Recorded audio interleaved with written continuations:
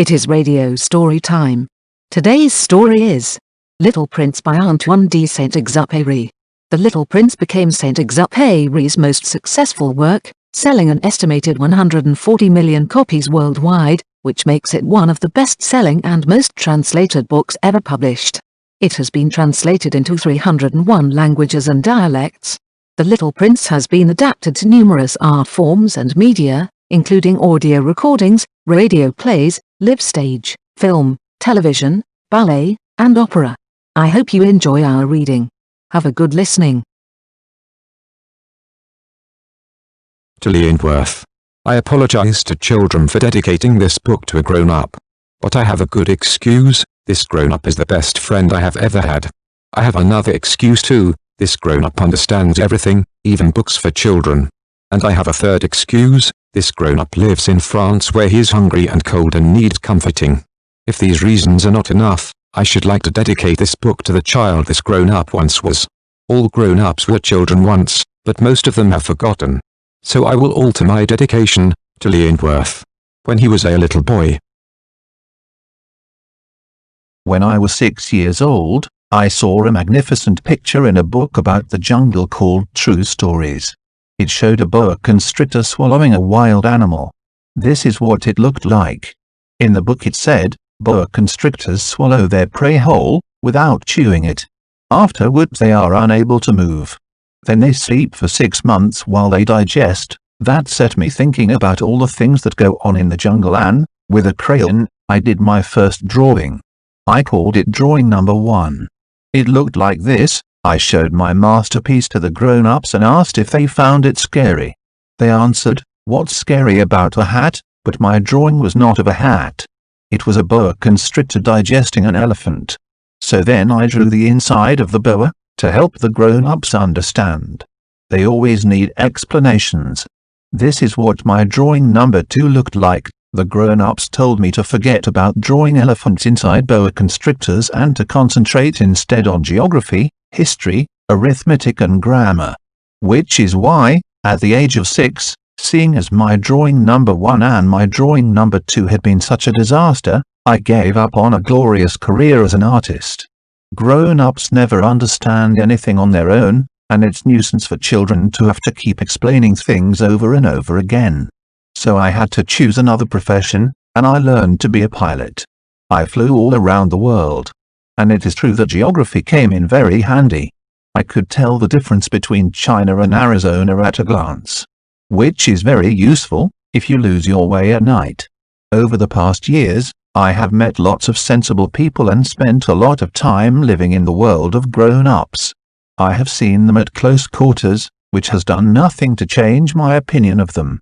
Whenever I met a grown-up who seemed fairly intelligent, I would test him with my drawing number 1, which I have always kept, to find out if he really was perceptive.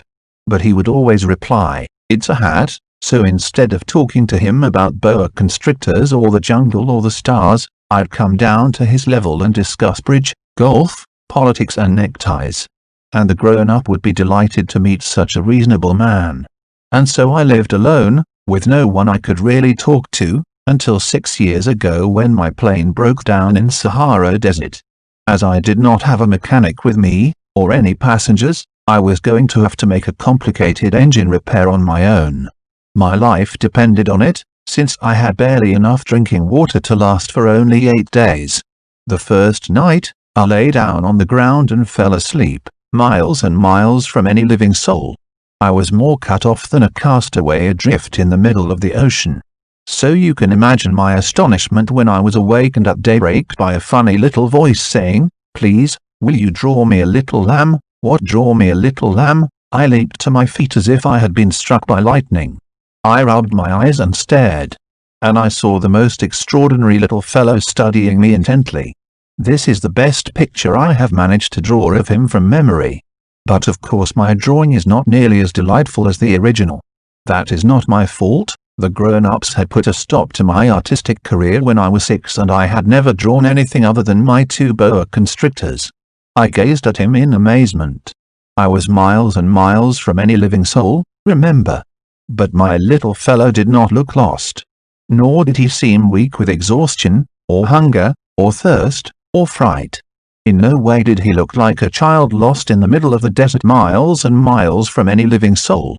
When at last I found my voice, I said to him, "What on earth are you doing here?" And he repeated, very quietly, as if it were a matter of the utmost seriousness, "Please, will you draw me a little lamb?" Here I was, miles and miles from any living soul and with my life in danger, but I was so baffled that I meekly prepared to do as he asked and took a pen and paper out of my pocket. And then I remembered that I had mostly studied geography, history, arithmetic and grammar, and I told the little fellow, somewhat irritably, that I couldn't draw. And he replied, "It doesn't matter. Draw me a little lamb." As I had never done a picture of a lamb, I presented him with one of the only 2 drawings I could do, a boa constrictor from the outside. And I was astounded to hear the little fellow say, "No, no. I don't want an elephant inside a boa.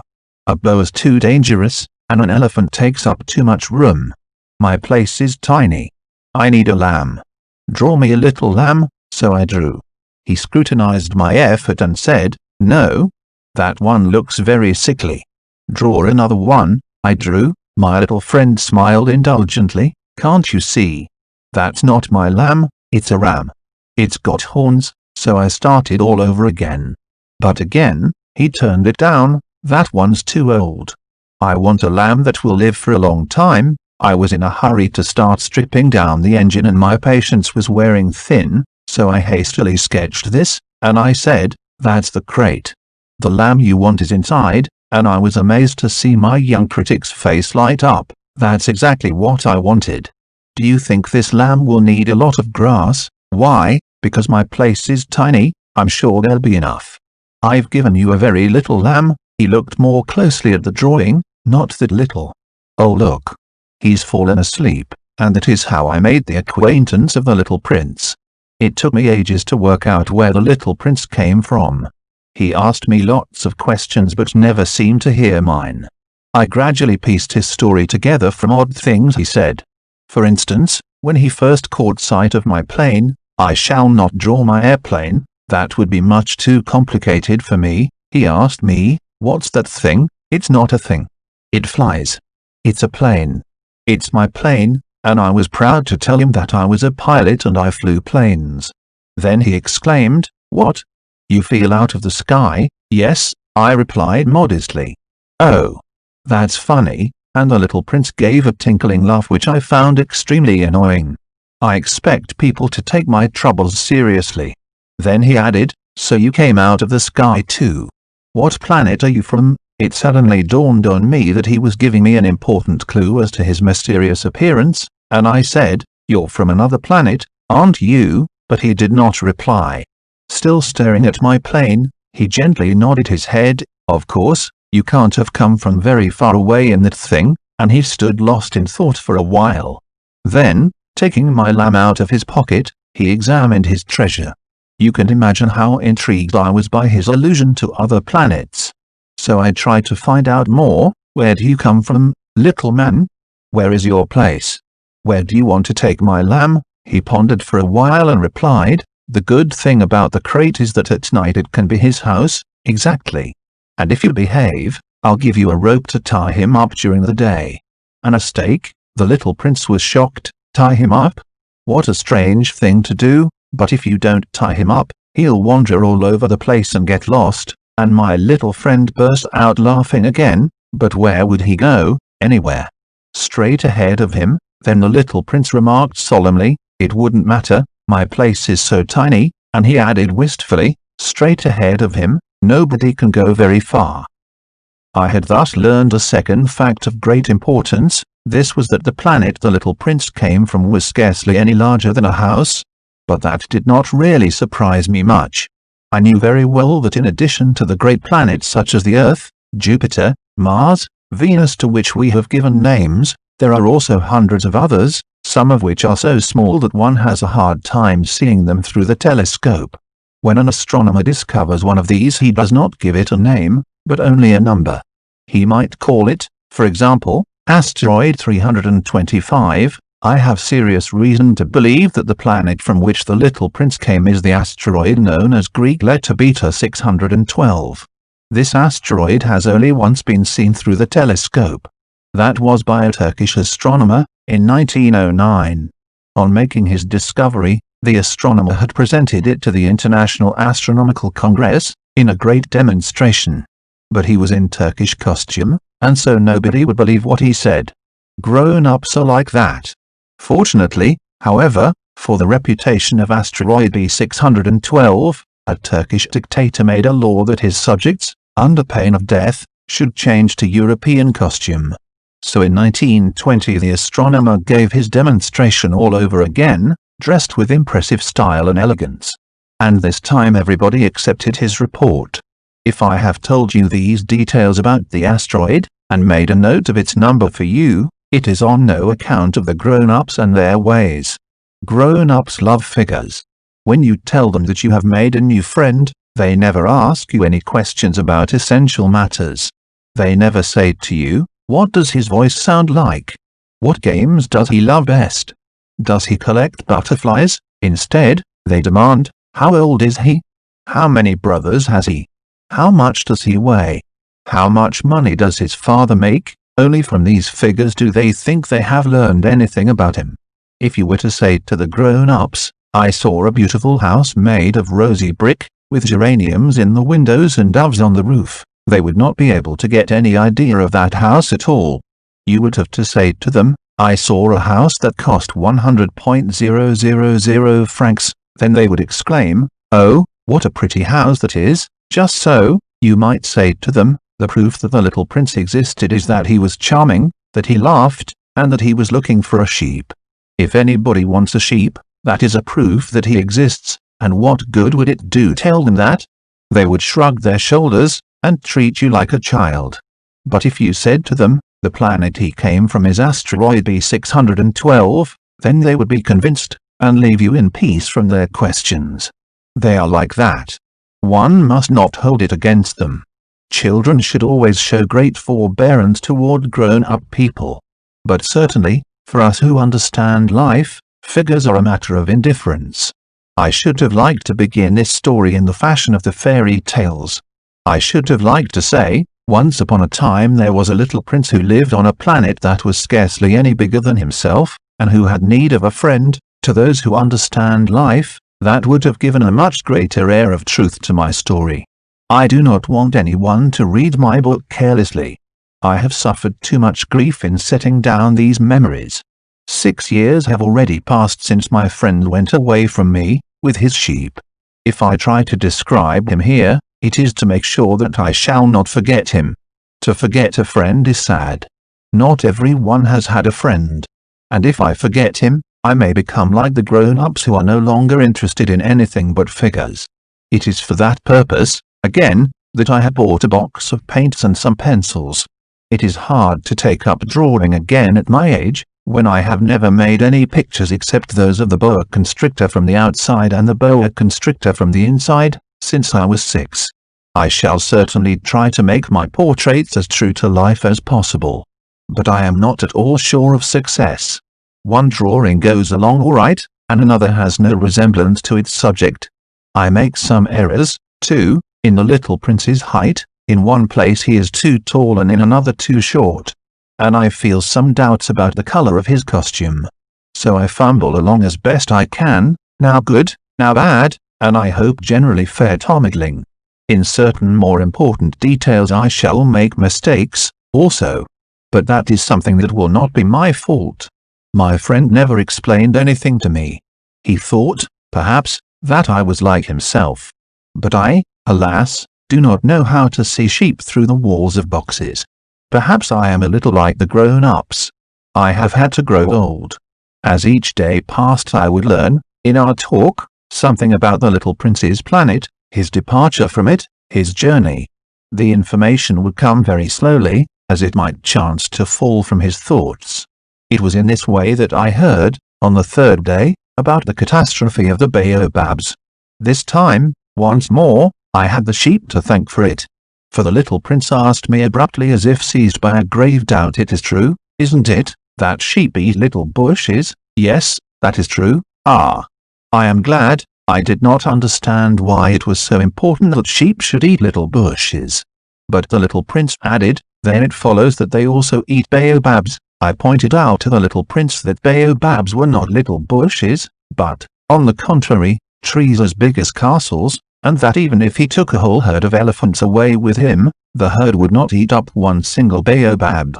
The idea of the herd of elephants made the little prince laugh. We would have to put them one on top of the other, he said. But he made a wise comment, before they grow so big, the baobabs start out by being little. That is strictly correct, I said. But why do you want the sheep to eat the little baobabs? He answered me at once, oh, come, as if he were speaking of something that was self-evident. And I was obliged to make a great mental effort to solve this problem, without any assistance. Indeed, as I learned, there were on the planet where the little prince lived as on all planets good plants and bad plants.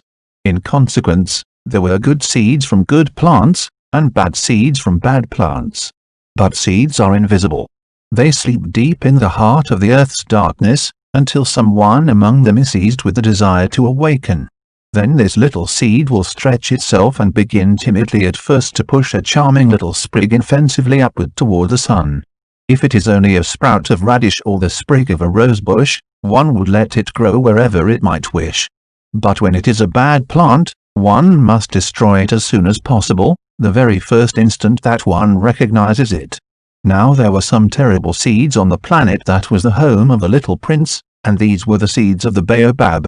The soil of that planet was infested with them.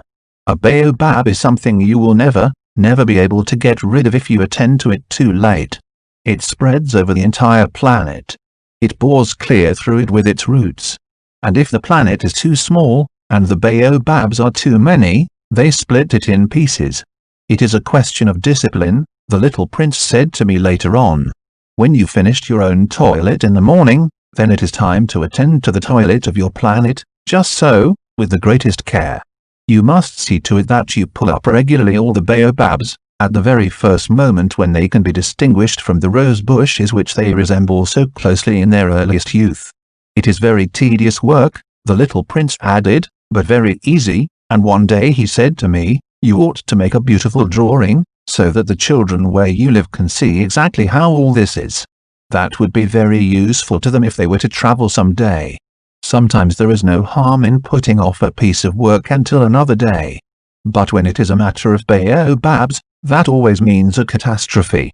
I knew a planet that was inhabited by a lazy man. He neglected 3 little bushes. So, as the little prince described it to me, I have made a drawing of that planet. I do not much like to take the tone of a moralist. But the danger of the baobabs is so little understood, and such considerable risks would be run by anyone who might get lost on an asteroid, that for once I am breaking through my reserve. Children, I say plainly, watch out for the baobabs. My friends, like myself, have been skirting this danger for a long time, without ever knowing it, and so it is for them that I have worked so hard over this drawing. The lesson which I pass on by this means it worth all the trouble it has cost me. Perhaps you will ask me, why there are no other drawings in this book as magnificent and impressive as this drawing of the baobabs. The reply is simple. I have tried. But with the others I have not been successful. When I made the drawing of the baobabs I was carried beyond myself by the inspiring force of urgent necessity. Oh, little prince. Bit by bit I came to understand the secrets of your sad little life. For a long time you had found your only entertainment in the quiet pleasure of looking at the sunset. I learned that new detail on the morning of the 4th day, when you said to me, I am very fond of sunsets. Come, let us go look at a sunset now. But he must wait, I said. Wait? For what? For the sunset. We must wait until it is time. At first you seemed to be very much surprised. And then you laughed to yourself. You said to me, I am always thinking that I am at home. Just so. Everybody knows that when it is noon in the United States of America the sun is setting over France. If you could fly to France in 1 minute, you could go straight into the sunset, right from noon. Unfortunately, France is too far away for that. But on your tiny planet, my little prince, all you need do is move your chair a few steps. You can see the day end and the twilight falling whenever you like. One day, you said to me, I saw the sunset 44 times, and a little later you added, you know one loves the sunset, when one is so sad. Were you so sad, then? I asked, on the day of the 44 sunsets, but the little prince made no reply. On the 5th day again, as always, it was thanks to the sheep the secret of the little prince's life was revealed to me. Abruptly, without anything to lead up to it, and as if the question had been born of long and silent meditation on his problem, he demanded, a sheep if it eats little bushes, does it eat flowers, too? A sheep, I answered, eats anything it finds in its reach, even flowers that have thorns. Yes, even flowers that have thorns. Then the thorns, what use are they? I did not know. At that moment I was very busy trying to unscrew a bolt that had got stuck in my engine. I was very much worried, for it was becoming clear to me that the breakdown of my plane was extremely serious, and I had so little drinking water less that I had to fear the worst. The thorns, what use are they? The little prince never let go of a question, once he had asked it. As for me, I was upset over that bolt, and I answered with the first thing that came into my head, the thorns are of no use at all. Flowers have thorns just for spite. Oh, there was a moment of complete silence. Then the little prince flashed back at me, with a kind of resentfulness, I don't believe you. Flowers are weak creatures. They are naive. They reassure themselves as best they can. They believe that their thorns are terrible weapons. I did not answer. At that instant I was saying to myself, if this bolt still won't turn, I am going to knock it out with the hammer. Again the little prince disturbed my thoughts. And you actually believe that the flowers? Oh, no, I cried. No, no, no. I don't believe anything. I answered you with the first thing that came into my head. Don't you see, I am very busy with matters of consequence. He stared at me, thunderstruck. Matters of consequence. He looked at me there, with my hammer in my hand, my fingers black with engine grease, bending down over an object which seemed to him extremely ugly. You talk just like the grown-ups. That made me a little ashamed. But he went on, relentlessly, you mix everything up together. You confuse everything. He was really very angry. He tossed his golden curls in the breeze. I know a planet where there is a certain red-faced gentleman. He has never smelled a flower. He has never looked a star. He has never loved anyone. He has never done anything in his life but add up figures. And all day he says over and over, just like you, I am busy with matters of consequence, and that makes him swell up with pride. But he is not a man, he is a mushroom. A what? A mushroom? The little prince was now white with rage. The flowers have been growing thorns for millions of years. For millions of years the sheep have been eating them just the same. And it is not a matter of consequence to try to understand why the flowers go to so much trouble to grow thorns which are never of any use to them. Is the warfare between the sheep and the flowers not important? Is this not of more consequence than a fat red-faced gentleman's sums? And if I know, I, myself, one flower which is unique in the world, which grows nowhere but on my planet, but which one little sheep can destroy in a single bite some morning, without even noticing what he is doing, oh, you think that is not important? His face turned from white to red as he continued, if someone loves a flower, of which just one single blossom grows in all the millions and millions of stars, it is enough to make him happy just to look at the stars. He can say to himself, somewhere, my flower is there, but if the sheep eats the flower, in one moment all his stars will be darkened. And you think that is not important? He could not say anything more. His words were choked by sobbing. The night had fallen. I had let my tools drop from my hands. Of what moment now was my hammer, my bolt, or thirst, or death? On one star, one planet, my planet, the earth, there was a little prince to be comforted. I took him in my arms, and rocked him. I said to him, the flower that you love is not in danger. I will draw you a muzzle for your sheep. I will draw you a railing to put around your flower. I did not know what to say to him. I felt awkward and blundering. I did not know how I could reach him, where I could overtake him and go on hand in hand with him once more. It is such a secret place, the land of tears. I soon learned to know this flower better. On the little prince's planet the flowers had always been very simple. They had only one ring of petals, they took up no room at all, they were a trouble to nobody. One morning they would appear in the grass, and by night they would have faded peacefully away. But one day, from a seed blown from no one knew where, a new flower had come up, and the little prince had watched very closely over this small sprout which was not like any other small sprouts on his planet. It might, you see, have been a new kind of baobab. But the shrub soon stopped growing, and began to get ready to produce a flower. The little prince, who was present at the first appearance of a huge bud, felt at once that some sort of miraculous apparition must emerge from it. But the flower was not satisfied to complete the preparations for her beauty in the shelter of her green chamber. She chose her colors with the greatest care. She dressed herself slowly. She adjusted her petals one by one. She did not wish to go out into the world all rumpled, like the field poppies. It was only in the full radiance of her beauty that she wished to appear. Oh, yes, she was a coquettish creature, and her mysterious adornment lasted for days and days. Then one morning, exactly at sunrise, she suddenly showed herself. And, after working with all this painstaking precision, she yawned and said, "Ah, I am scarcely awake. I beg that you will excuse me. My petals are still all disarranged." But the little prince could not restrain his admiration. "Oh, how beautiful you are!"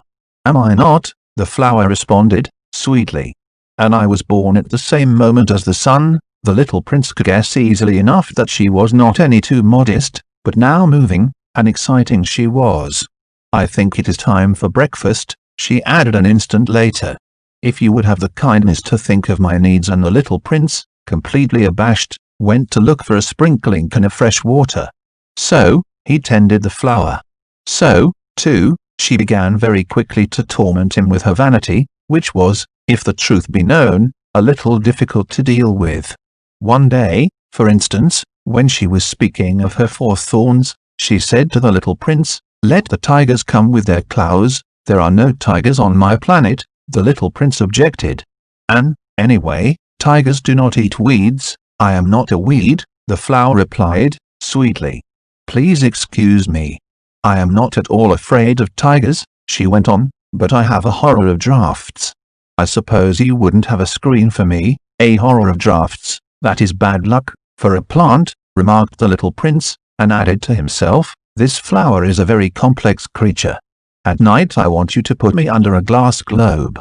It is very cold where you live. In the place where I came from." But she interrupted herself at that point. She had come in the form of a seed. She could not have known anything of any other worlds. Embarrassed over having let herself be caught on the verge of such a naive untruth, she coughed 2 or 3 times, in order to put the little prince in the wrong. "The screen, I was just going to look for it when you spoke to me." Then she forced her cough a little more so that he should suffer from remorse just the same. So the little prince, in spite of all the goodwill that was inseparable from his love, had soon come to doubt her. He had taken seriously words which were without importance, and it made him very unhappy. "I ought not to have listened to her," he confided to me one day. "One never ought to listen to the flowers. One should simply look at them and breathe their fragrance. Mine perfumed all my planet. But I did not know how to take pleasure in all her grace. This tale of claws, which disturbed me so much, should only have filled my heart with tenderness and pity." And he continued his confidences, "The fact is that I did not know how to understand anything. I ought to have judged by deeds and not by words. She cast her fragrance and her radiance over me. I ought never to have run away from her. I ought to have guessed all the affection that lay behind her poor little stratagems. Flowers are so inconsistent. But I was too young to know how to love her." I believe that for his escape he took advantage of the migration of a flock of wild birds. On the morning of his departure he put his planet in perfect order. He carefully cleaned out his active volcanoes. He possessed 2 active volcanoes, and they were very convenient for heating his breakfast in the morning. He also had 1 volcano that was extinct. But, as he said, one never knows, so he cleaned out the extinct volcano, too. If they are well cleaned out, volcanoes burn slowly and steadily, without any eruptions. Volcanic eruptions are like fires in a chimney. On our Earth we are obviously much too small to clean out our volcanoes. That is why they bring no end of trouble upon us. The little prince also pulled up, with a certain sense of dejection, that last little shoots of the baobabs. He believed that he would never want to return. But on this last morning all these familiar tasks seemed very precious to him. And when he watered the flower for the last time, and prepared to place her under the shelter of her glass globe, he realized that he was very close to tears. "Goodbye," he said to the flower. But she made no answer. "Goodbye," he said again. The flower coughed. But it was not because she had a cold. "I have been silly," she said to him, at last. "I ask your forgiveness. Try to be happy." He was surprised by this absence of reproaches. He stood there all bewildered, the glass globe held arrested in midair. He did not understand this quiet sweetness. "Of course I love you," the flower said to him. "It is my fault that you have not known it all the while. That is of no importance. But you have been just as foolish as I try to be happy. Let the glass globe be. I don't want it any more, but the wind my cold is not so bad as all that. The cool night air will do me good. I am a flower, but the animals, well, I must endure the presence of 2 or 3 caterpillars if I wish to become acquainted with the butterflies. It seems that they are very beautiful. And if not the butterflies and the caterpillars who will call upon me, you will be far away. As for the large animals, I am not at all afraid of any of them. I have my claws," and, naively, she showed her 4 thorns. Then she added, "Don't linger like this. You have decided to go away. Now go," for she did not want him to see her crying. She was such a proud flower. He found himself in the neighborhood of the asteroids 325, 326, 327, 328, 329, and 330. He began, therefore, by visiting them, in order to add to his knowledge. The first of them was inhabited by a king. Clad in royal purple and ermine, he was seated upon a throne which was at the same time both simple and majestic. "Ah! Here is a subject," exclaimed the king, when he saw the little prince coming. And the little prince asked himself, how could he recognize me when he had never seen me before? He did not know how the world is simplified for kings. To them, all people are subjects. "Approach, so that I may see you better," said the king, who felt consumingly proud of being at last a king over somebody. The little prince looked everywhere to find a place to sit down, but the entire planet was crammed and obstructed by the king's magnificent ermine robe. So he remained standing upright, and, since he was tired, he yawned. "It is contrary to etiquette to yawn in the presence of a king," the monarch said to him. "I forbid you to do. I can't help it." "I can't stop myself," replied the little prince, thoroughly embarrassed. "I have come on a long journey, and I have had no sleep." "Ah, then," the king said, "I order you to yawn. It is years since I have seen anyone yawning. Yawns, to me, are objects of curiosity. Come, now, yawn again. It is an order that frightens me." "I cannot, any more," murmured the little prince, now completely abashed. "Hum, hum," replied the king. "Then I order you sometimes to yawn and sometimes to—" He spluttered a little, and seemed vexed. For what the king fundamentally insisted upon was that his authority should be respected. He tolerated no disobedience. He was an absolute monarch. But, because he was a very good man, he made his orders reasonable. If I ordered a general to change himself into a sea-bird, and if the general did not obey me, that would not be the fault of the general. It would be my fault. "May I sit down?" came now a timid inquiry from the little prince. "I order you to do so," the king answered him, and majestically gathered in a fold of his ermine mantle. But the little prince was wondering. The planet was tiny. Over what could this king really rule? "Sire," he said to him, "I beg that you will excuse my asking you a question." "I order you to ask me a question," the king hastened to assure him. "Sire, over what do you rule?" "Over everything," said the king, with magnificent simplicity. "Over everything." The king made a gesture, which took in his planet, the other planets, and all the stars. "Over all that?" asked the little prince. "Over all that," the king answered.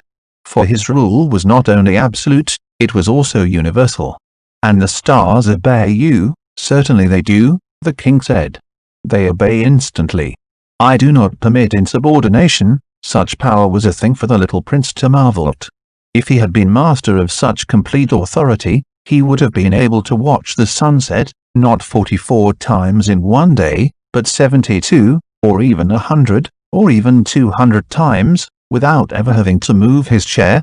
And because he felt a bit sad as he remembered his little planet which he had forsaken, he plucked up his courage to ask the king a favor. I should like to see a sunset.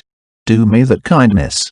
Order the sun to set. If I ordered a general to fly from one flower to another like a butterfly, or to write a tragic drama, or to change himself into a sea-bird, and if the general did not carry out the order that he had received, which one of us would be in the wrong? The king demanded. The general, or myself? You, said the prince firmly. Exactly. One must require from each other the duty which each one can perform, the king went on. Accepted authority rests first of all on reason. If you ordered your people to go and throw themselves into the sea, they would rise up in revolution. I have the right to require obedience because my orders are reasonable. Then my son said, the little prince reminded him, for he never forgot a question once he had asked it. You shall have your sunset. I shall command it. But, according to my science of government, I shall wait until conditions are favorable. When will it be? Inquired the little prince. Hum, replied the king, and before saying anything else he consulted a bulky almanac. Hum.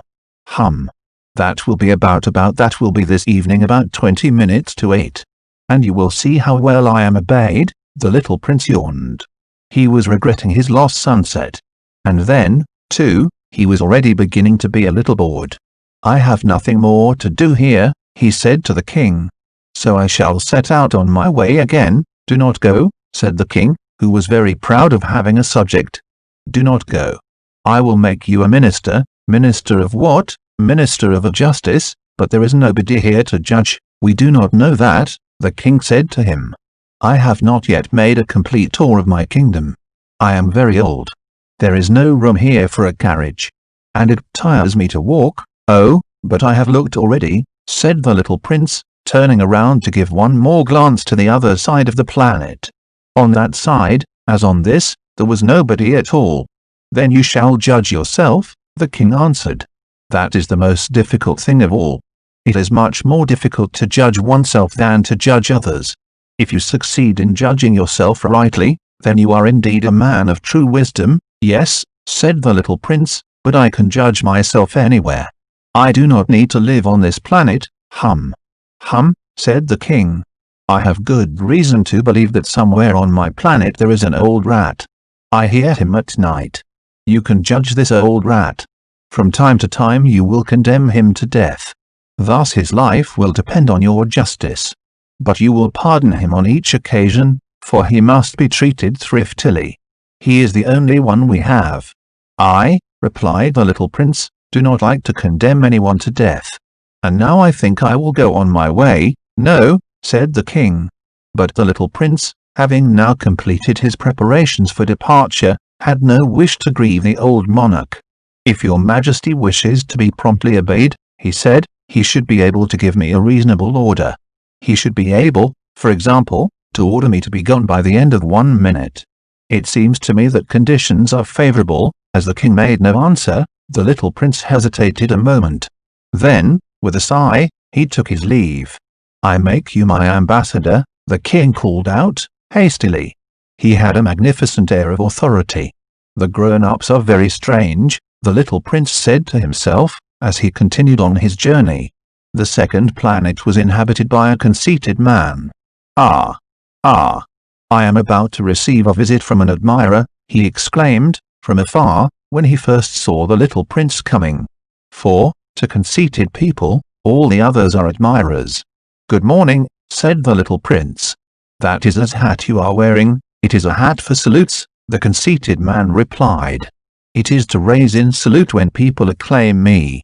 Unfortunately, nobody at all ever passes this way. Yes, said the little prince, who did not understand what the conceited man was talking about. "Clap your hands, one against the other," the conceited man now directed him. The little prince clapped his hands. The conceited man raised his hat in a modest salute. "This is more entertaining than the visit to the king," the little prince said to himself. And he began again to clap his hands, one against the other. The conceited man again raised his hat in salute. After 5 minutes of this exercise the little prince grew tired of the game's monotony. "And what should one do to make the hat come down?" he asked. But the conceited man did not hear him. Conceited people never hear anything but praise. "Do you really admire me very much?" he demanded of the little prince. "What does that mean, admire?" "To admire means that you regard me as the handsomest, the best dressed, the richest, and the most intelligent man on this planet, but you are the only man on your planet. Do me this kindness. Admire me just the same." "I admire you," said the little prince, shrugging his shoulders slightly, "but what is there in that to interest you so much?" And the little prince went away. "The grown-ups are certainly very odd," he said to himself, as he continued on his journey. The next planet was inhabited by a tippler. This was a very short visit, but it plunged the little prince into deep dejection. "What are you doing there?" he said to the tippler, whom he found settled down in silence before a collection of empty bottles and also a collection of full bottles. "I am drinking," replied the tippler, with a lugubrious air. "Why are you drinking?" demanded the little prince. "So that I may forget," replied the tippler. "Forget what?" inquired the little prince, who already was sorry for him. "Forget that I am ashamed," the tippler confessed, hanging his head. "Ashamed of what?" insisted the little prince, who wanted to help him. "Ashamed of drinking," the tippler brought his speech to an end, and shut himself up in an impregnable silence. And the little prince went away, puzzled. "The grown-ups are certainly very, very odd," he said to himself, as he continued on his journey. The fourth planet belonged to a businessman.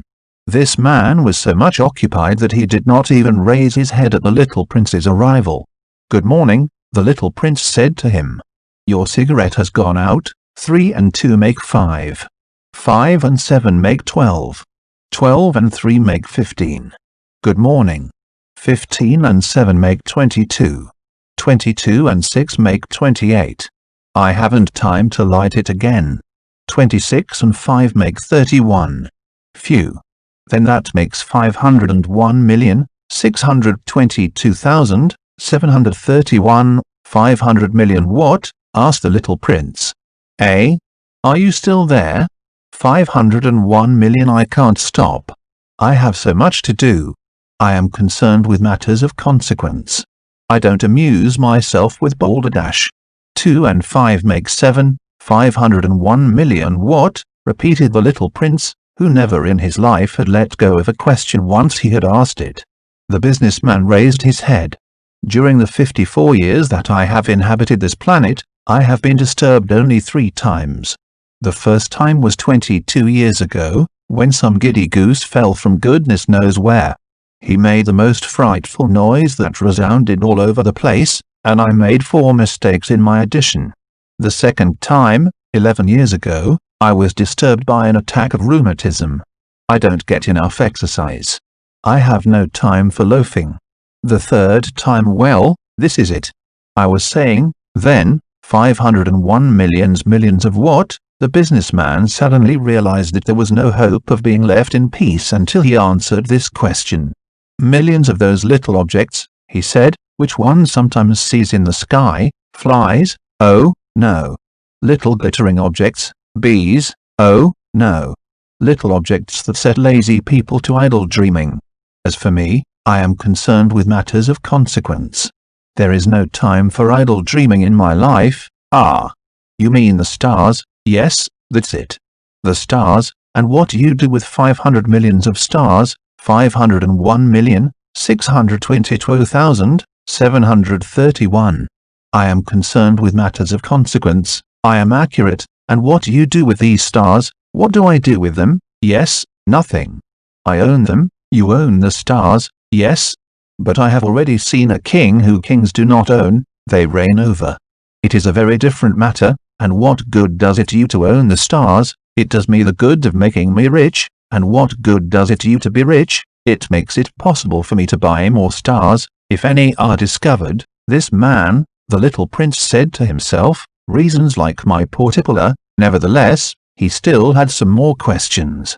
How is it possible for one to own the stars? To whom do they belong? The businessman retorted, peevishly. I don't know. To nobody. Then they belong to me, because I was the first person to think of it. Is that all that is necessary? Certainly. When you find a diamond that belongs to nobody, it is yours. When you discover an island that belongs to nobody, it is yours. When you get an idea before anyone else, you take out a patent on it, it is yours. So with me, I own the stars, because nobody else before me ever thought of owning them. Yes, that is true, said the little prince. And what do you do with them? I administer them, replied the businessman. I count them and recount them. It is difficult. But I am a man who is naturally interested in matters of consequence. The little prince was still not satisfied. If I owned a silk scarf, he said, I could put it around my neck and take it away with me. If I owned a flower, I could pluck that flower and take it away with me. But you cannot pluck the stars from heaven. No.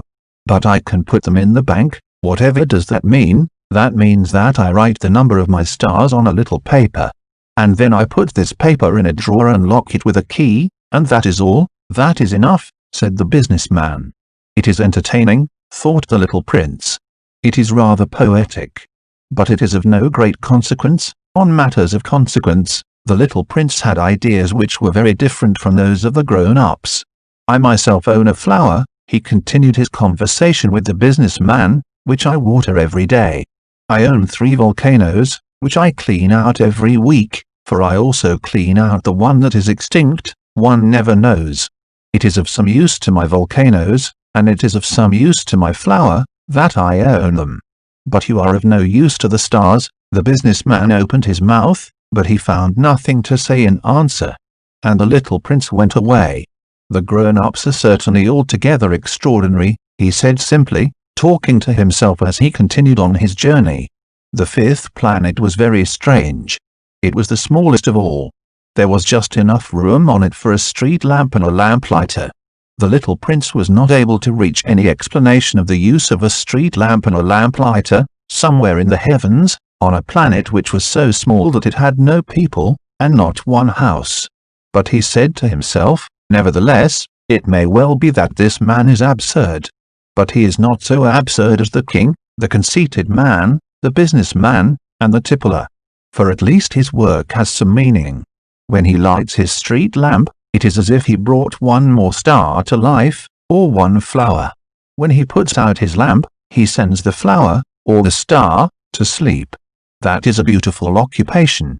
And since it is beautiful, it is truly useful. When he arrived on the planet he respectfully saluted the lamplighter. Good morning, sir. Why have you just put out your lamp? Those are the orders, replied the lamplighter. Good morning. What are the orders? The orders are that I put out my lamp. Good evening, and he lighted his lamp again. But why have you just lighted it again? Those are the others, replied the lamplighter. I do not understand, said the little prince. There is nothing to understand, said the lamplighter. Orders are orders. Good morning, and he put out his lamp. Then he mopped his forehead with a handkerchief decorated with red squares. I follow a terrible profession. In the old days it was reasonable. I put the lamp out in the morning, and in the evening I lighted it again. I had the rest of the day for relaxation and the rest of the night for sleep, and the orders have been changed since that time. The orders have not been changed, said the lamplighter. That is the tragedy. From year to year the planet has turned more rapidly and the orders have not been changed. Then what? Asked the little prince. Then the planet now makes a complete turn every minute, and I no longer have a single second for repose. Once every minute I have to light my lamp and put it out. That is very funny. A day lasts only 1 minute. Here where you live, it is not funny at all, said the lamplighter. While we have been talking together a month has gone by. A month? Yes, a month. 30 minutes. 30 days. Good evening, and he lighted his lamp again. As the little prince watched him, He felt that he loved this lamplighter who was so faithful to his orders. He remembered the sunsets which he himself had gone to seek, in other days, merely by pulling up his chair, and he wanted to help his friend. "You know," he said, "I can tell you a way you can rest whenever you want to." "I always want to rest," said the lamplighter. "For it is possible for a man to be faithful and lazy at the same time." The little prince went on with his explanation. "Your planet is so small that 3 strides will take you all the way around it. To be always in the sunshine, you need only walk along rather slowly. When you want to rest, you will walk and the day will last as long as you like." "That doesn't do me much good," said the lamplighter. "The one thing I love in life is to sleep." "Then you're unlucky," said the little prince. "I am unlucky," said the lamplighter. "Good morning," and he put out his lamp. "That man," said the little prince to himself, as he continued farther on his journey, "that man would be scorned by all the others, by the king, by the conceited man, by the tippler, by the businessman. Nevertheless he is the only one of them all who does not seem to me ridiculous. Perhaps that is because he is thinking of something else besides himself." He breathed a sigh of regret, and said to himself again, "That man is the only one of them all whom I could have made my friend.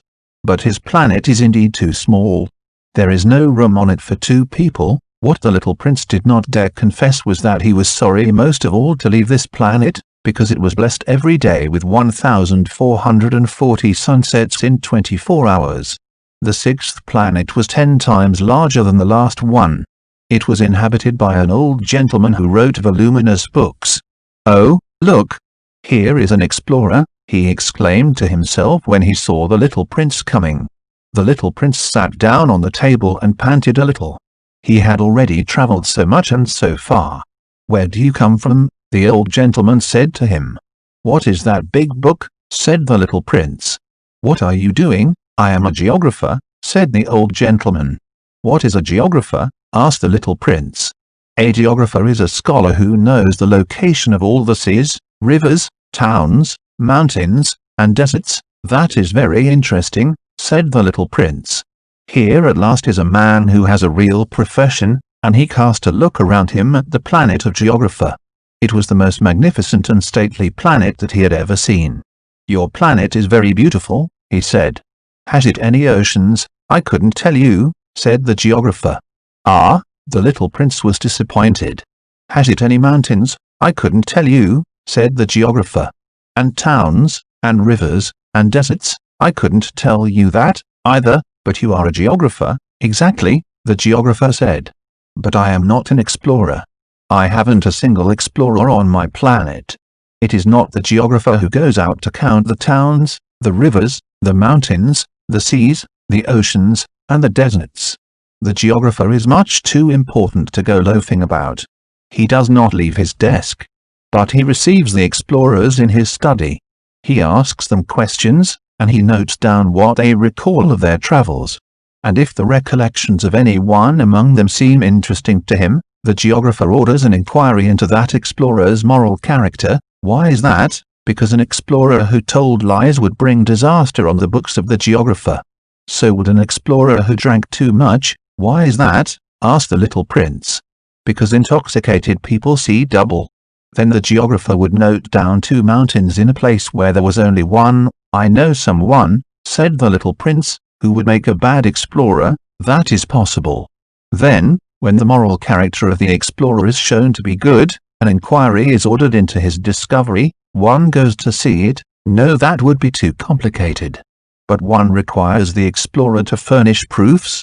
For example, if the discovery in question is that of a large mountain, one requires that large stones be brought back from it. The geographer was suddenly stirred to excitement. "But you come from far away.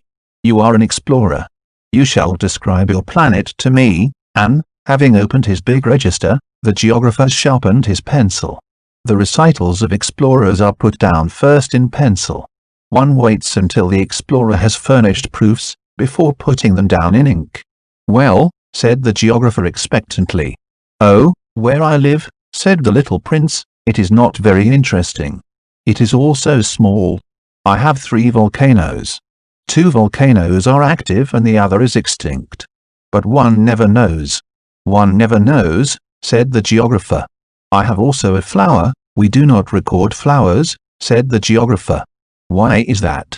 The flower is the most beautiful thing on my planet. We do not record them, said the geographer, because they are ephemeral. What does that mean, ephemeral? Geographies, said the geographer, are the books which, of all books, are most concerned with matters of consequence. They never become old-fashioned. It is very rarely that a mountain changes its position. It is very rarely that an ocean empties itself of its waters. We write of eternal things, but extinct volcanoes may come to life again, the little prince interrupted. What does that mean, ephemeral? Whether volcanoes are extinct or alive, it comes to the same thing for us, said the geographer. The thing that matters to us is the mountain. It does not change, but what does that mean, ephemeral? Repeated the little prince, who never in his life had let go of a question, once he had asked it. It means, which is in danger of speedy disappearance. Is my flower in danger of disappearance? Certainly it is. My flower is ephemeral, the little prince said to himself, and she has only 4 thorns to defend herself against the world. And I have left her on my planet, all alone. That was his first moment of regret. But he took courage once more. What place would you advise me to visit? No, he asked. The planet Earth, replied the geographer. It has a good reputation. And the little prince went away, thinking of his flower. So then the 7th planet was Earth. The Earth is not just an ordinary planet. One can count, there, 111 kings, including, of course, the African kings, 7,000 geographers, 900,000 businessmen, 7.5 million drunkards, 311 million vain men, in other words, about 2 billion grown-ups. To give you an idea of the size of the Earth, I will tell you that before the invention of electricity it was necessary to maintain, over the whole of the 6 continents, a veritable army of 462,511 lamp-lighters for the street lamps. Seen from some distance, that would make a splendid effect. The movements of this army would be regulated like those of the ballet in the opera. First would come the turn of the lamp-lighters of New Zealand and Australia. Having set their lamps alight, these would go off to sleep. Next, the lamp-lighters of China and Siberia would enter for their steps in the dance, and then they too would be waved back into the wings. After that would come the turn of the lamp-lighters of Russia and the Indies, then those of Africa and Europe, then those of South America, then those of North America. And never would they make a mistake in the order of their entry upon the stage. It would be magnificent. Only the man who was in charge of the single lamp at the North Pole, and his colleague who was responsible for the single lamp at the South Pole, only these two would live free from toil and care. They would be busy twice a year. When one wishes to play the wit, he sometimes wanders a little from the truth. I have not been altogether honest in what I have told you about the lamplighters. And I realize that I run the risk of giving a false idea of our planet to those who do not know it. Men occupy a very small space upon the earth. If the 2 billion inhabitants who people its surface were all to stand upright and somewhat crowded together, as they do for some big public assembly, they could easily be put into one public square 20 miles long and 20 miles wide. All humanity could be pilled up on a small Pacific islet. The grown-ups, to be sure, will not believe you when you tell them that. They imagine that they fill a great deal of space. They fancy themselves as important as the baobabs. You should advise them, then, to make their own calculations. They adore figures, and that will please them. But do not waste your time on this extra task. It is unnecessary. You have, I know, confidence in me. When the little prince arrived on the earth, he was very much surprised not to see any people. He was beginning to be afraid he had come to the wrong planet, when a coil of gold, the color of the moonlight, flashed across the sand. "Good evening," said the little prince courteously. "Good evening," said the snake. "What planet is this on which I have come down?" asked the little prince. "This is the earth, this is Africa," the snake answered. "Ah. Then there are no people on the earth?" "This is the desert. There are no people in the desert." "The earth is large," said the snake. The little prince sat down on a stone, and raised his eyes toward the sky. "I wonder," he said, whether the stars are set alight in heaven so that one day each one of us may find his own again. Look at my planet. It is right there above us. But how far away it is beautiful, the snake said. What has brought you here? I have been having some trouble with a flower, said the little prince. Ah, said the snake. And they were both silent. Where are the people? The little prince at last took up the conversation again. It is a little lonely in the desert, it is also lonely among people, the snake said. The little prince gazed at him for a long time. You are a funny animal, he said at last. You are no thicker than a finger, but I am more powerful than the finger of a king, said the snake. The little prince smiled. You are not very powerful. You haven't even any feet. You cannot even travel. I can carry you farther than any ship could take you, said the snake. He twined himself around the little prince's ankle, like a golden bracelet. Whomever I touch, I send back to the earth from whence they came, the snake spoke again. But you are innocent and true, and you come from a star, the little prince made no reply. You move me to pity, you are so weak on this earth made of granite, the snake said. I can help you, someday, if you grow too homesick for your own planet. I can. Oh, I understand you very well, said the little prince. But why do you always speak in riddles? I solve them all, said the snake. And they were both silent. The little prince crossed the desert and met with only one flower. It was a flower with 3 petals, a flower of no account at all. Good morning, said the little prince. Good morning, said the flower. Where are the people? The little prince asked, politely. The flower had once seen a caravan passing. People, she echoed. I think there are 6 or 7 of them in existence. I saw them, several years ago. But one never knows where to find them. The wind blows them away. They have no roots, and that makes their life very difficult. Goodbye, said the little prince.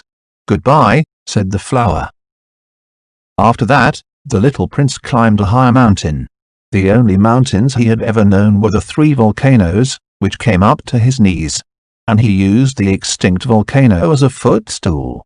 From a mountain as high as this one, he said to himself, I shall be able to see the whole planet at one glance, and all the people, but he saw nothing, save peaks of rock that were sharpened like needles. Good morning, he said courteously. Good morning, good morning, good morning, answered the echo. Who are you? Said the little prince.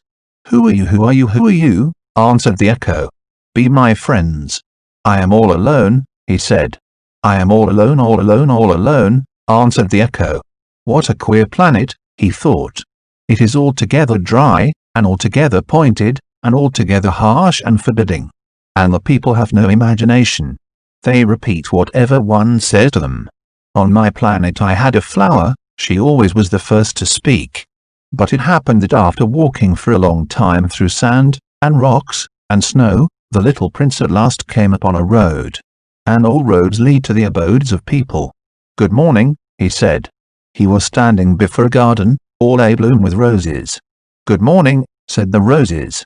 The little prince gazed at them. They all looked like his flower. Who are you? He demanded, thunderstruck. We are roses, the roses said. And he was overcome with sadness. His flower had told him that she was the only one of her kind in all the universe. And here were 5,000 of them, all alike, in one single garden.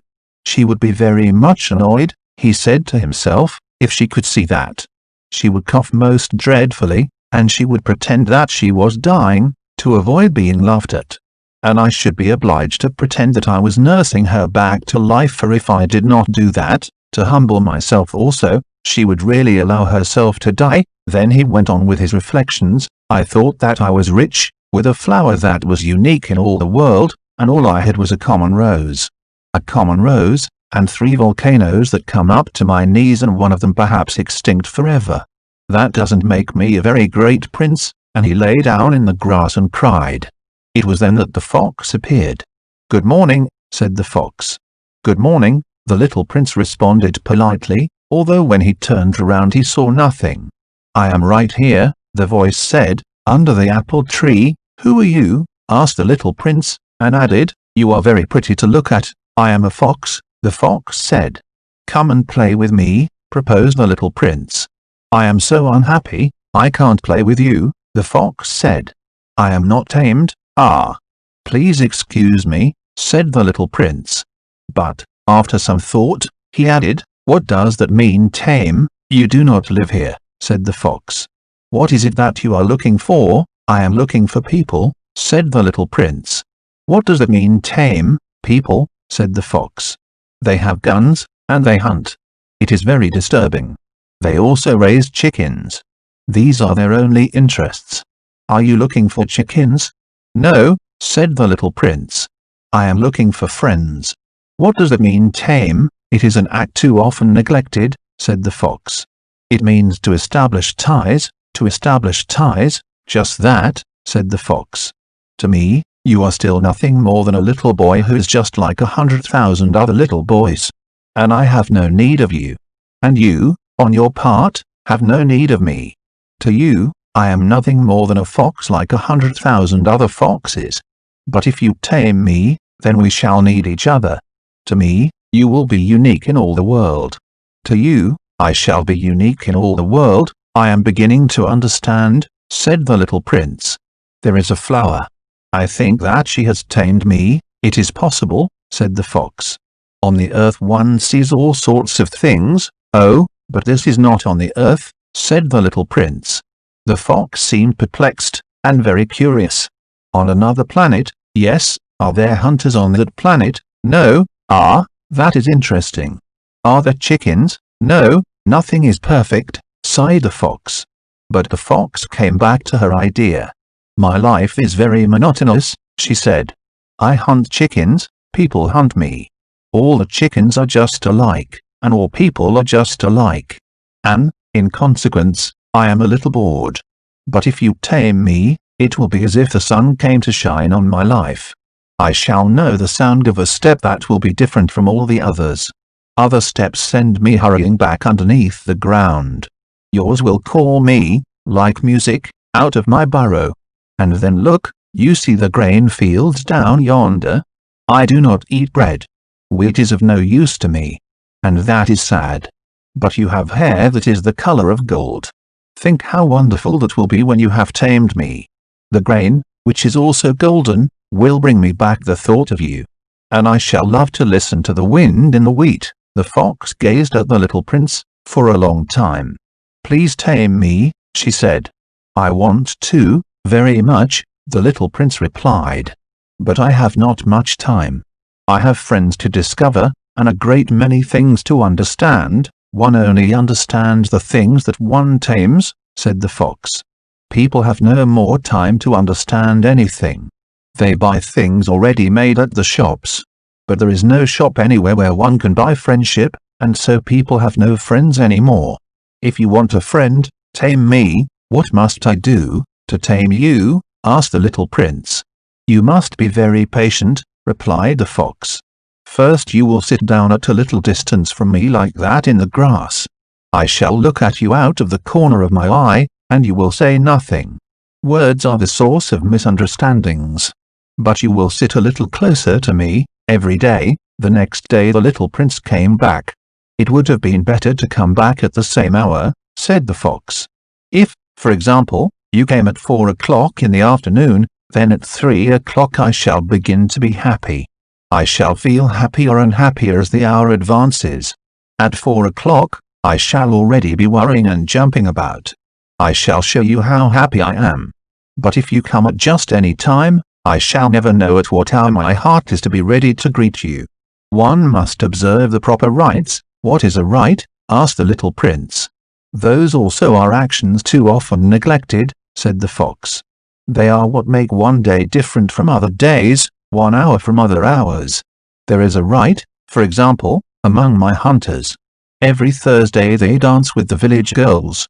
So Thursday is a wonderful day for me. I can take a walk as far as the vineyards. But if the hunters dance at just any time, every day would be like every other day, and I should never have any vacation at all." So the little prince tamed the fox. "And when the hour of his departure drew nearer," said the fox, "I shall cry." "It is your own fault," said the little prince. "I never wished you any sort of harm, but you wanted me to tame you, "Yes, that is so," said the fox. "But now you going to cry?" said the little prince. "Yes, that is so," said the fox. "Then it has done you no good at all." "It has done me good," said the fox, "because of the color of the wheat fields," and then she added, "Go and look again at the roses. You will understand now that yours is unique in all the world. Then come back to say goodbye to me, and I will make you a present of a secret." The little prince went away, to look again at the roses. "You are not at all like my rose," he said. "As yet you are nothing. No one has tamed you, and you have tamed no one. You are like my fox when I first knew her. She was only a fox like 100 other foxes. But I have made her my friend, and now she is unique in all the world," and the roses were very much embarrassed. "You are beautiful, but you are empty," he went on. "One could not die for you. To be sure, an ordinary passerby would think that my rose looked just like you, the rose that belongs to me. But in herself alone she is more important than all the hundreds of you other roses, because it is she that I have watered, because it is she that I have put under the glass globe, because it is she that I have sheltered behind the screen, because it is for her that I have killed the caterpillars, except the 2 or 3 that we saved to become butterflies, because it is she that I have listened to, when she grumbled, or boasted, or even sometimes when she said nothing. Because he is my rose." And he went back to meet the fox. "Goodbye," he said. "Goodbye," said the fox. "And now here is my secret, a very simple secret. It is only with the heart that one can see rightly. What is essential is invisible to the eye. What is essential is invisible to the eye," the little prince repeated, so that he would be sure to remember. "It is the time you have wasted for your rose that makes your rose so important. It is the time I have wasted for my rose," said the little prince, so that he would be sure to remember. "People have forgotten this truth," said the fox. "But you must not forget it. You become responsible, forever, for what you have tamed. You are responsible for your rose, I am responsible for my rose," the little prince repeated, so that he would be sure to remember. "Good morning," said the little prince. "Good morning," said a railway switchman. "What do you do here?" the little prince asked. "I sort out travelers, in bundles of 1,000, said the switchman. "I send off the trains that carry them, now to the right, now to the left," and a brilliantly lighted express train shook the switchman's cabin as it rushed by with a roll like thunder. "They are in a great hurry," said the little prince. "What are they looking for? Not even the locomotive engineer knows that," said the switchman. And a second brilliantly lighted express thundered by, in the opposite direction. "Are they coming back already?" demanded the little prince. "These are not the same ones," said the switchman. "It is an exchange." "Were they not satisfied where they were?" asked the little prince. "No one is ever satisfied where he is," said the switchman. And they heard the roaring thunder of a third brilliantly lighted express. "Are they pursuing the first travelers?" demanded the little prince. "They are pursuing nothing at all," said the switchman. "They are asleep in there, or if they are not asleep they are yawning. Only the children are flattening their noses against the window panes. Only the children know what they are looking for," said the little prince. "They waste their time over a rag doll and it becomes very important to them, and if anybody takes it away from them, they cry. They are lucky," the switchman said. "Good morning," said the little prince. "Good morning," said the merchant. This was the merchant who sold pills that had been invented to quench thirst. You need only swallow 1 pill a week, and you would feel no need of anything to drink. "Why are you selling those?" asked the little prince. "Because they save a tremendous amount of time," said the merchant. "Computations have been made by experts. With these pills, you save 53 minutes in every week, and what do I do with those 53 minutes? Anything you like. As for me," said the little prince to himself, "if I had 53 minutes to spend as I liked, I should walk at my leisure toward a spring of fresh water." It was now the 8th day since I had had my accident in the desert, and I had listened to the story of the merchant as I was drinking the last drop of my water supply. "Ah," I said to the little prince, "these memories of yours are very charming, but I have not yet succeeded in repairing my plane. I have nothing more to drink, and I, too, should be very happy if I could walk at my leisure toward a spring of fresh water." "My friend the fox," the little prince said to me, My dear little man, this is no longer a matter that has anything to do with the fox. Why not? Because I am about to die of thirst. He did not follow my reasoning, and he answered me, it is a good thing to have a friend, even if one is about to die. I, for instance, am very glad to have a fox as a friend. He has no way of guessing the danger, I said to myself. He has never been either hungry or thirsty. A little sunshine is all that he needs. But he looked at me steadily, and replied to my thought, I am thirsty, too. Let us look for a well. I made a gesture of weariness. It is absurd to look for a well, at random, in the immensity of the desert. But nevertheless we started walking. When we had trudged along for several hours, in silence, the darkness fell, and the stars began to come out. Thirst had made me a little feverish, and I looked at them as if I were in a dream. The little prince's last words came reeling back into my memory. Then you are thirsty, too, I demanded. But he did not reply to my question. He merely said to me, water may also be good for the heart. I did not understand this answer, but I said nothing. I knew very well that it was impossible to cross-examine him. He was tired. He sat down. I sat down beside him.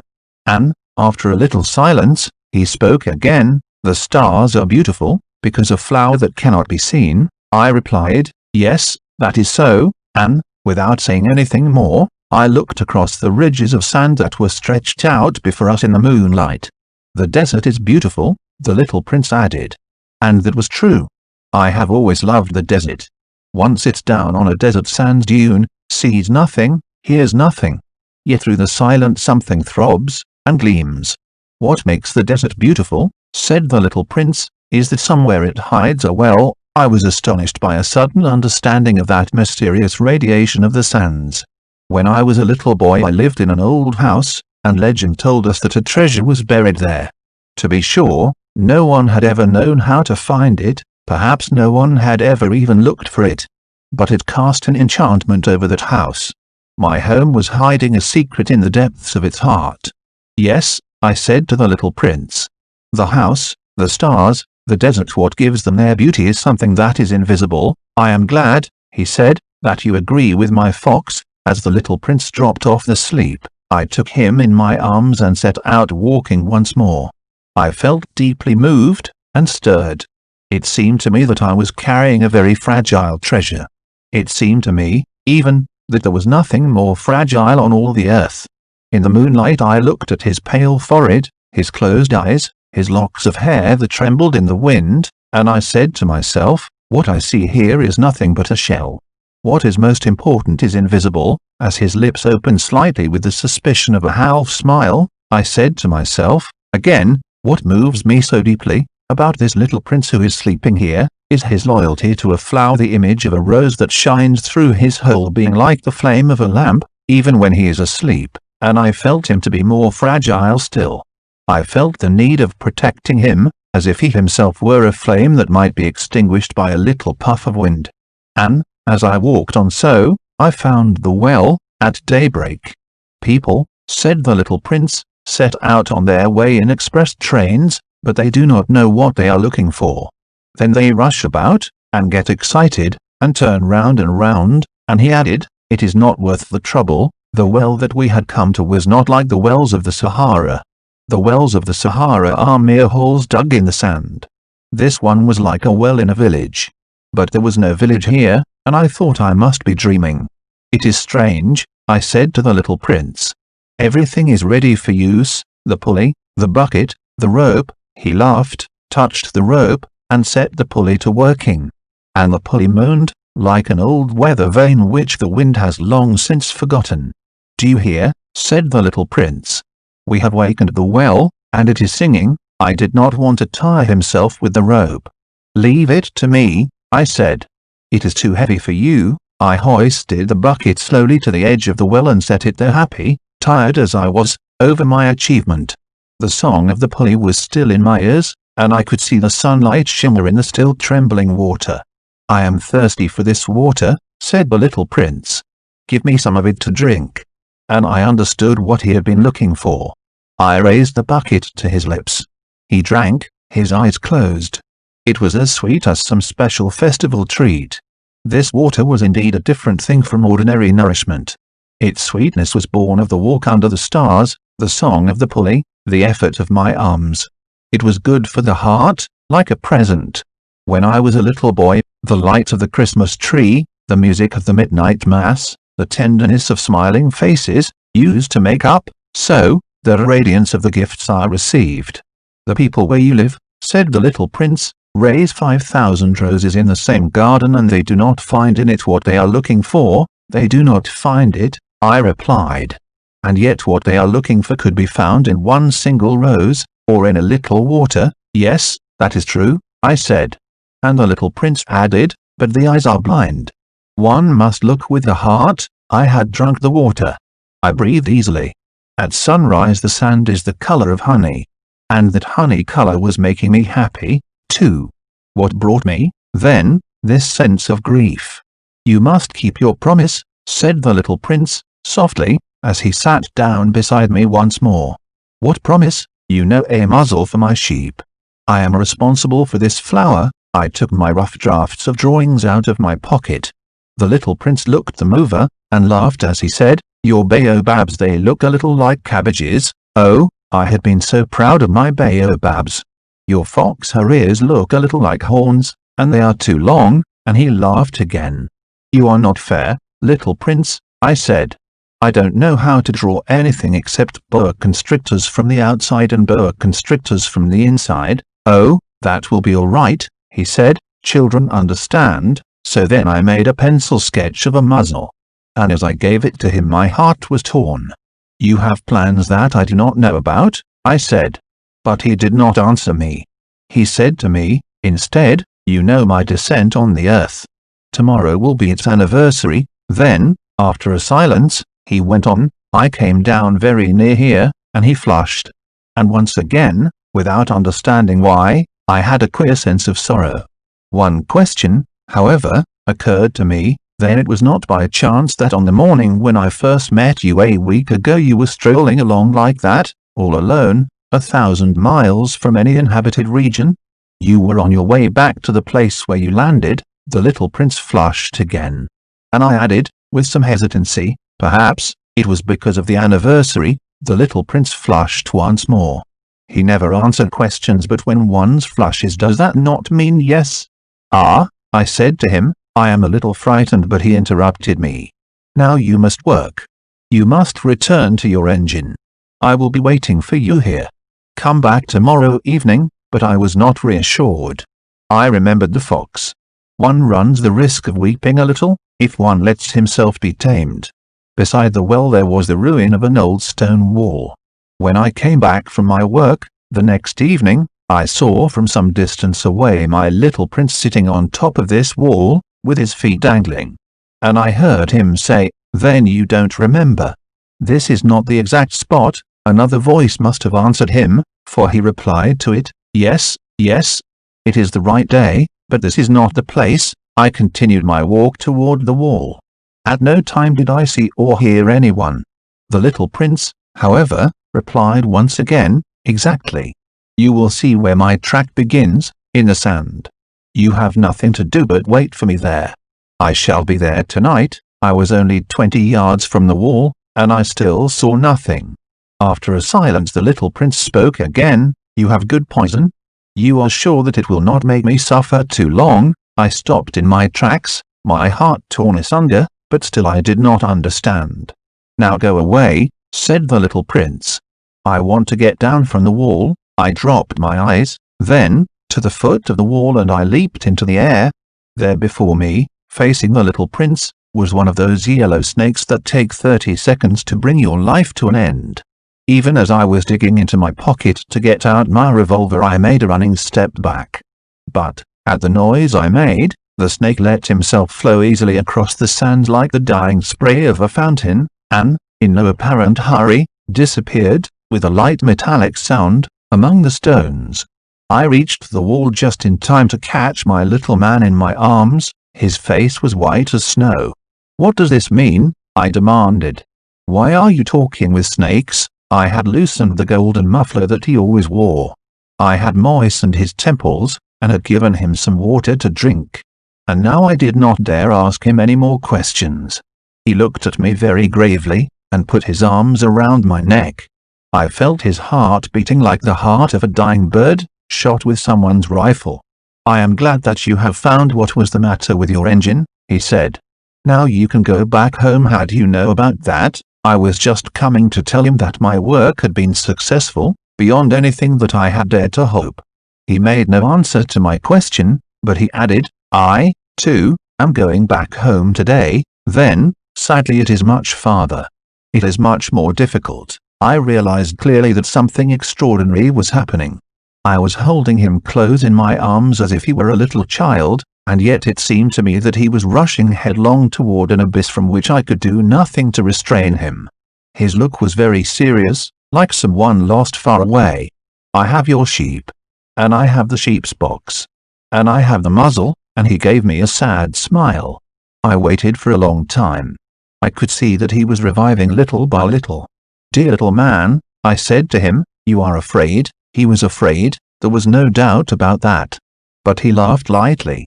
"I shall be much more afraid this evening." Once again I felt myself frozen by the sense of something irreparable. And I knew that I could not bear the thought of never hearing that laughter any more. For me, it was like a spring of fresh water in the desert.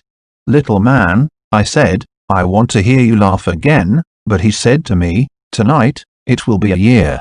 My star, then, can be found right above the place where I came to the earth, a year ago." "Little man," I said, "tell me that it is only a bad dream, this affair of the snake, and the meeting place, and the star." But he did not answer my plea. He said to me, instead, "The thing that is important is the thing that is not seen." Yes, I know, it is just as it is with the flower. If you love a flower that lives on a star, it is sweet to look at the sky at night. All the stars are abloom with flowers. Yes, I know, it is just as it is with the water. Because of the pulley, and the rope, what you gave me to drink was like music.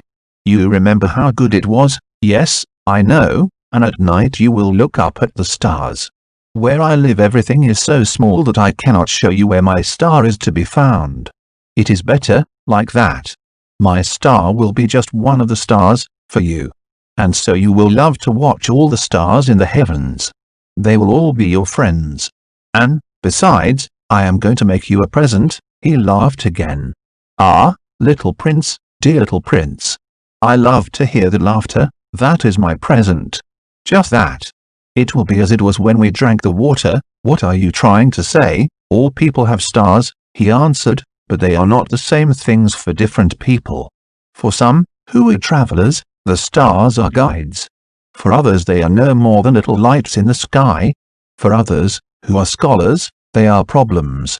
For my businessman they are wealth. But all these stars are silent.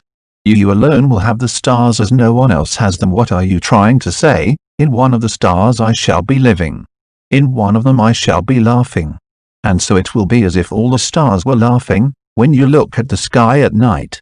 You only will have stars that can laugh." And he laughed again. "And when your sorrow is comforted, time soothes all sorrows, you will be content that you have known me. You will always be my friend. You will want to laugh with me. And you will sometimes open your window, so, for that pleasure. And your friends will be properly astonished to see you laughing as you look up at the sky. Then you will say to them, 'Yes, the stars always make me laugh,' and they will think you are crazy. It will be a very shabby trick that I shall have played on you." And he laughed again. "It will be as if, in place of the stars, I had given you a great number of little bells that knew how to laugh," and he laughed again. Then he quickly became serious. "Tonight, you know. Do not come, I shall not leave you," I said. "I shall look as if I were suffering. I shall look a little as if I were dying. It is like that. Do not come to see that. It is not worth the trouble. I shall not leave you." But he was worried. "I tell you it is also because of the snake. He must not bite you. Snakes, they are malicious creatures. This one might bite you just for fun." "I shall not leave you," but a thought came to reassure him. "It is true that they have no more poison for a second bite." That night I did not see him set out on his way. He got away from me without making a sound. When I succeeded in catching up with him, he was walking along with a quick and resolute step. He said to me merely, "Ah, you are there," and he took me by the hand. But he was still worrying. "It was wrong of you to come. You will suffer. I shall look as if I were dead, and that will not be true." I said nothing. "You understand. It is too far. I cannot carry this body with me. It is too heavy." I said nothing. "But it will be like an old abandoned shell." "There is nothing sad about old shells." I said nothing. He was a little discouraged. But he made one more effort. "You know, it will be very nice. I, too, shall look at the stars. All the stars will be wells with a rusty pulley. All the stars will pour out fresh water for me to drink." I said nothing. "That will be so amusing. You will have 500 million little bells, and I shall have 500 million springs of fresh water," and he too said nothing more, because he was crying. "Here it is. Let me go on by myself," and he sat down, because he was afraid. Then he said, again, "You know my flower. I am responsible for her. And she is so weak. She is so naive. She has 4 thorns, of no use at all, to protect herself against the world." I too sat down, because I was not able to stand up any longer. "There now, that is all." He still hesitated a little, then he got up. He took one step. I could not move. There was nothing there but a flash of yellow close to his ankle.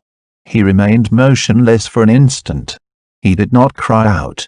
He fell as gently as a tree falls. There was not even any sound, because of the sand. And now 6 years have already gone by. I have never yet told this story. The companions who met me on my return were well content to see me alive. I was sad, but I told them, "I am tired." Now my sorrow is comforted a little. That is to say, not entirely. But I know that he did go back to his planet, because I did not find his body at daybreak. It was not such a heavy body. And at night I love to listen to the stars. It is like 500 million little bells. But there is one extraordinary thing. When I drew the muzzle for the little prince, I forgot to add the leather strap to it. He will never have been able to fasten it on his sheep. So now I keep wondering, what is happening on his planet? Perhaps the sheep has eaten the flower. At one time I say to myself, surely not. The little prince shuts his flower under her glass globe every night, and he watches over his sheep very carefully. Then I am happy. And there is sweetness in the laughter of all stars. But at another time I say to myself, at some moment or other one is absent-minded, and that is enough. On some one evening he forgot the glass globe, or the sheep got out, without making any noise, in the night, and then the little bells are changed to tears. Here, then, is a great mystery. For you who also love the little prince, and for me, nothing in the universe can be the same if somewhere, we do not know where, a sheep that we never saw, yes or no, eaten a rose.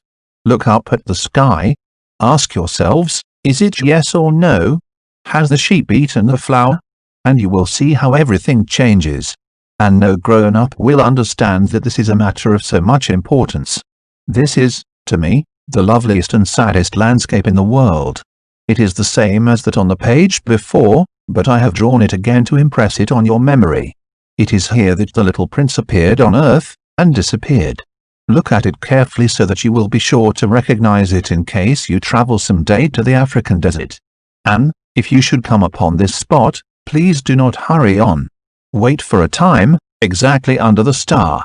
Then, if a little man appears who laughs, who has golden hair and who refuses to answer questions, you will know who he is. If this should happen, please comfort me. Send me word that he has come back.